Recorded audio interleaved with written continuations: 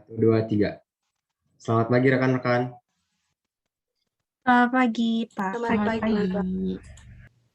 Apakah kita sudah bisa mulai rapatnya?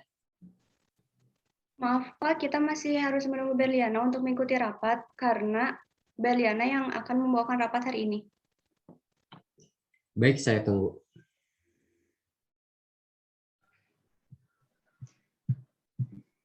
Selamat pagi semuanya, maaf saya baru join Zoom karena jaringan saya kurang stabil. Baik, rekan-rekan, sebelum saya mulai rapatnya, saya ingin mengevaluasi terlebih dahulu. Baik, Pak. Baik, Pak. Oke, Berliana, saya sudah mendapatkan 3 kali Anda telat masuk pada Zoom meeting. Dan alasannya jaringan di rumah Anda selalu kurang stabil. Apakah di sana jaringannya benar-benar kurang bagus? Dilihat kamu tidak pernah keluar sendiri saat kita melakukan Zoom. Apakah kamu memiliki alasan yang lebih kuat lagi? Maaf Pak, sebenarnya saya telat karena bangun kesiangan. Akhir-akhir ini saya belum bisa tidur di jam normal saat kita sebelum pandemi. Saya mengerti. Namun, pasti di sini juga rekan-rekanmu yang lain mengalami hal yang sama. Tetapi mereka tetap tepat waktu.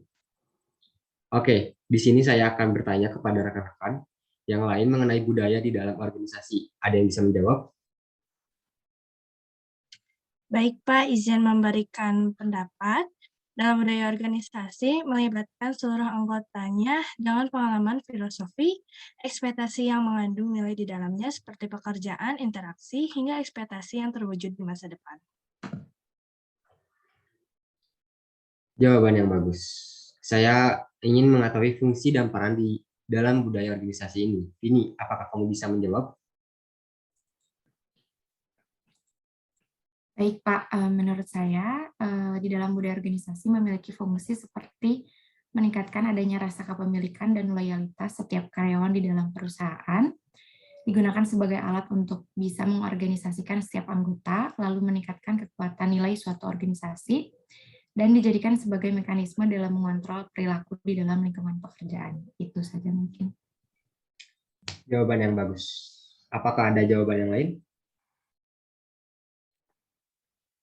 Saya izin menambahkan, Pak. Di dalam budaya organisasi, kita juga dapat mendorong seluruh struktur anggota untuk bisa meningkatkan performa kerja, baik itu dalam jangka pendek ataupun jangka panjang. Dan juga bisa dijadikan sebagai alat untuk menentukan arah mana yang bisa dilakukan dan yang tidak bisa dilakukan. Benar sekali, Devina. Apakah ada yang ingin menambahkan lagi? Saya izin menambahkan, Pak. Silakan. Di dalam budaya organisasi juga terdapat karakteristik seperti innovation and risk taking.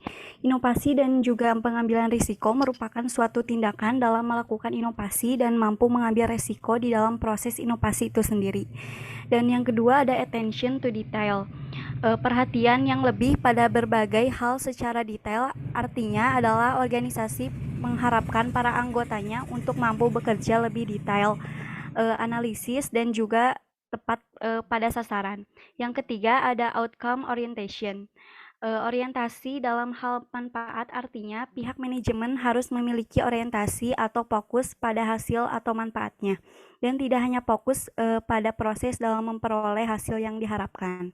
Dan yang terakhir ada people orientation. Orientation pada anggota artinya pihak manajemen sangat memperhatikan adanya pengaruh ataupun manfaat dari suatu yang dihasilkan pada setiap anggota.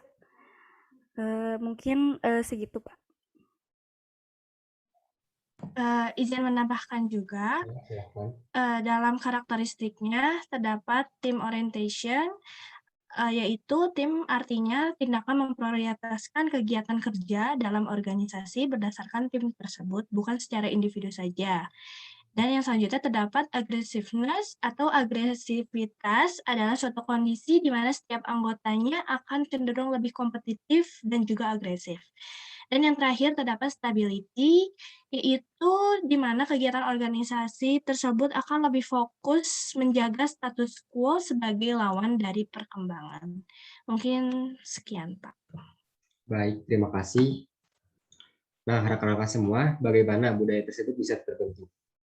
Tentu saja, saya sebagai pemimpin mempengaruhi kalian dalam melakukan hal komunikasi dan kreasi di dalam lingkungan pekerjaan ini. Saya sendiri sangat akan berpengaruh untuk budaya kerja di perusahaan ini. Saya ingin mengetahui mengenai contoh di dalam budaya organisasi di sini. Ada yang bisa menjawab? Saya izin menjawab, Pak. Ya, silakan. Di dalam budaya organisasi, perusahaan kita terdapat budaya administrasi. Budaya administrasi di dalam suatu organisasi sangat diperlukan, seperti dalam hal surat menyurat, masuk dan keluarnya barang, pendapatan gaji karyawan demi memperlancar performa perusahaan. Yang kedua, kedisiplinan. Seperti dalam hal ketepatan dalam menyelesaikan pesanan pembeli. Yang ketiga, pembagian wewenang yang jelas. Salah satu kunci keberhasilan suatu perusahaan adalah kemampuan perusahaan tersebut dalam hal membagi wewenang. Yang keempat, inovasi. Budaya yang mampu memotivasi setiap anggotanya untuk mampu melahirkan atau mengembangkan berbagai ide yang kreatif dan inovasi demi kesuksesan organisasi tersebut. Oke, baik, terima kasih. Bagaimana Berliana atas penjelasan rekan-rekanmu di dalam budaya organisasi? Saya pertama-tama meminta maaf kepada rekan-rekan semua, terutama untuk Pak Dimas, karena saya belum bisa melakukan budaya organisasi di perusahaan ini dengan baik.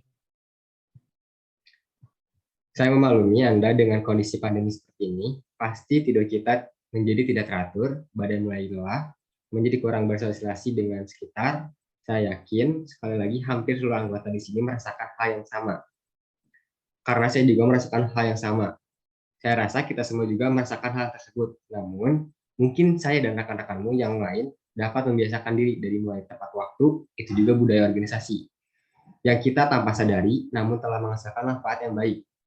Seperti kita mempunyai waktu yang banyak untuk melakukan pekerjaan. Mengerti semua? Baik, Pak, mengerti. Baik, Pak, mengerti. Baik, Pak, mengerti.